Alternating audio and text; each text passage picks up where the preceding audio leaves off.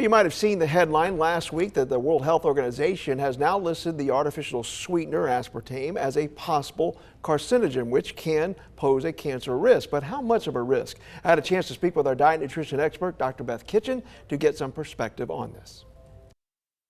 Yeah, we've talked about aspartame before. It's not like that is something new. But the thought was always that, too much of it could cause problems. But how much are we talking about here?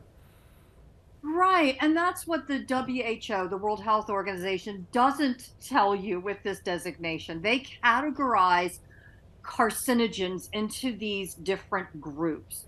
And that's what people need to understand. So everybody's asking me, should I give up my Diet Coke? Can't I enjoy that at lunch? And the good news is going to be, yes, you still can. But let's talk about this because you got to read beyond the headlines. So when the WHO categorizes things as carcinogenic, meaning that they might cause cancer, they've got these groups, and group 1 is carcinogenic. And in this group, there's smoking. That makes sense, right? But also in this group, there's alcohol and there's also processed meats. Now, anybody can look at this and go, well, eating processed meats can't be as bad as smoking, and you would be right.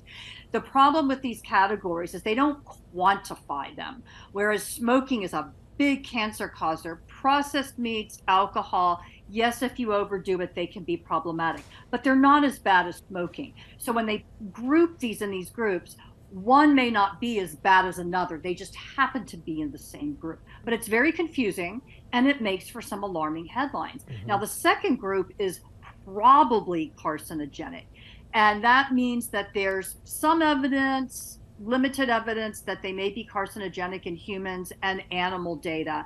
And in this group, you've got like red meat and anabolic steroids and UV radiation. Now, here's where aspartame comes in. Group 2B, that previous group, probably carcinogenic, was 2A. 2B is where aspartame. This is where they put aspartame. And this is a group where there's limited to what they say inadequate evidence of a cancer relationship. Coffee is in this group, and now aspartame is in this group. So if you put aspartame in your coffee, boy, you could really be in trouble, right? No. So anyway, what does this really mean? Again, they don't quantify it. And the group's overall conclusion was this doesn't really change any of the recommendations about aspartame. The same general recommendations of as long as you keep it in the limit, you should be safe. So what is the safe limit? Mike, it ends up being the equivalent of less than 13 12-ounce cans of diet soda per day for the average 150-pound person. Now, if you are the type of person that you say, you know what, Beth, I don't care that you say it's safe. This just makes me scared and I don't want to drink it.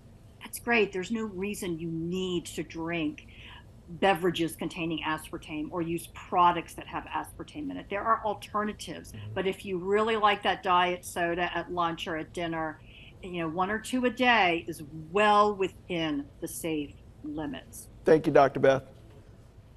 Thank you, Mike.